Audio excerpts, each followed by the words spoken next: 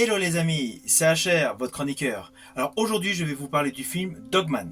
Dogman est le nouveau film de Luc Besson après 4 ans d'absence. Mais avant toute chose, n'oubliez pas, petit pouce vers le haut, pensez à vous abonner et surtout, pensez à la petite cloche. On se déguise, on s'invente un passé pour oublier le sien. Tu les aimes, les chiens, hein? Plus que t'aimes ta propre famille? Ça, c'est sûr. J'étais donc ce soir à l'avant-première de Dogman au Pâté Gaumont de Carré-Sénard.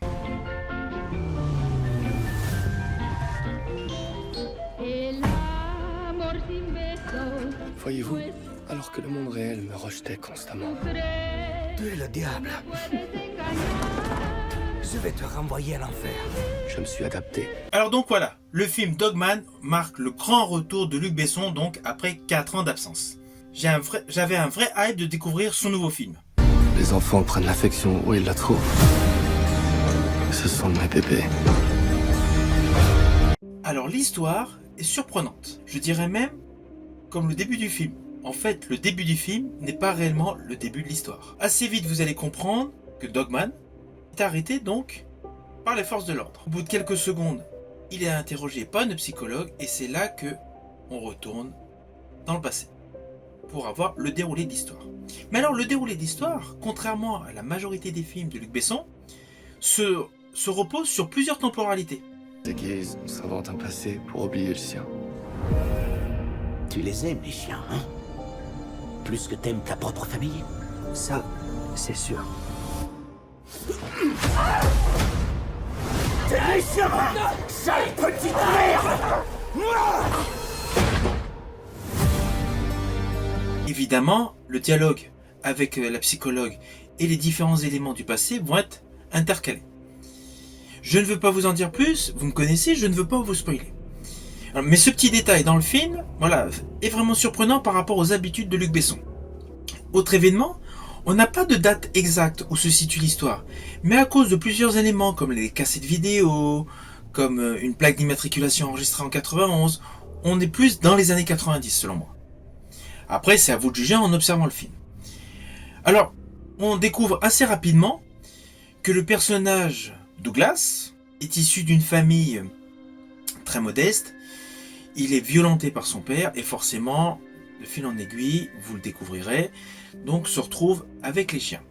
Alors, la notion personnage principal avec des chiens, déjà dans le passé, Luc Besson avait écrit l'histoire d'Annie the Dog avec Jet Li, où il y avait déjà la connotation donc héros, chien, enfin bon bref. Mais là c'est différent. Le personnage donc passe par plusieurs événements. On va dire qu'il y a vraiment une profondeur du personnage tout au fil du déroulé de l'histoire, avec évidemment vers la fin une grosse montée de violence. Le film est parfaitement réalisé, la photographie est superbe. Moi particulièrement j'ai adoré les teintes bleutées pour certaines scènes. Il y a des petits côtés amusants avec les chiens, notamment leur dressage. Ils sont très forts les chiens. Mais l'ensemble en fait est vraiment radicalement différent de ce qu'a pu faire Luc Besson. Alors je le dis franchement, je ne suis pas le fan inconditionnel de Luc Besson. Je n'aime pas la totalité de ses œuvres, mais j'aime une grosse partie. J'ai adoré notamment sa première partie de filmographie, avec Le Dernier Combat avec Jean Reno, Subway avec Christophe Lambert, Nikita avec Anne Parillo, Atlantis qui était plus un documentaire, Le Grand Bleu avec Jean Reno, forcément, un film incontestable qui est de toute beauté, Le Cinquième Élément dans un registre plus léger avec Bruce Willis, de façon plus récente avec légèrement un ton en dessous, Malavita avec De Niro, Lucy avec Scarlett Johansson et Morgan Freeman, et sur le plan historique, Jeanne d'Arc, c'était moyen. Et puis il y a eu les déceptions.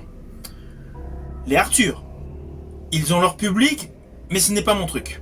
Il en a fait 3, ça a plu à beaucoup de jeunes, moi c'est moyen. Mais là, ce qui m'a vraiment déplu, perso, c'est The Lady et Valerian, pour moi qui a été vraiment une très grosse déception. Pourtant, je suis très amateur de SF. Récemment, c'est vrai, en demi-ton, j'ai aimé Anna, mais beaucoup de points communs avec Nikita. Enfin, voilà. Donc, un petit peu, voilà. Par contre, j'étais vraiment impatient de découvrir son nouveau film. Et son film, je le trouve excellent.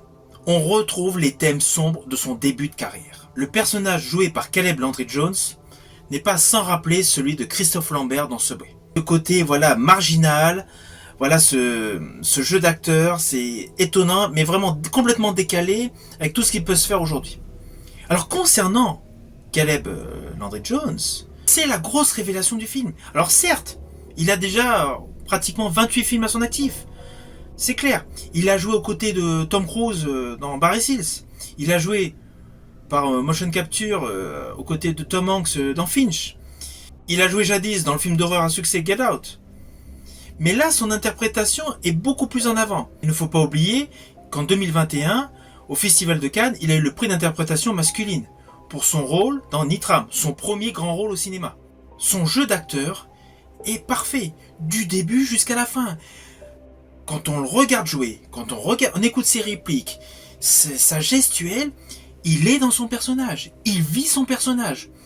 Alors certes, il y en a qui forcément ne seront pas 100% sur le film de Luc Besson, mais juste le jeu d'acteur et la mise en scène de Luc Besson sont en parfaite adéquation et donnent une dimension à Caleb Landry Jones exceptionnelle. Pour moi, c'est vraiment la grosse révélation de jeu d'acteur du film. Et le succès de Dogman sera la résultante du jeu d'acteur de Caleb Landry Jones.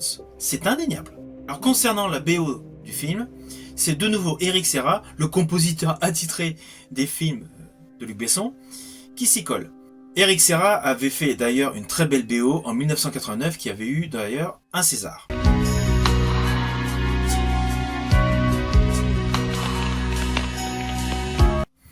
Alors les BO d'Eric Serra sont toutes belles, mais on va reconnaître que parmi ses collaborations pour Luc Besson, j'ai des préférés par rapport à d'autres. Nikita, Atlantis, Le Grand Bleu, pour moi c'était très excellent. Léon, c'était plutôt en demi-ton. Lucie, c'était meilleur. Là, pour Dogman,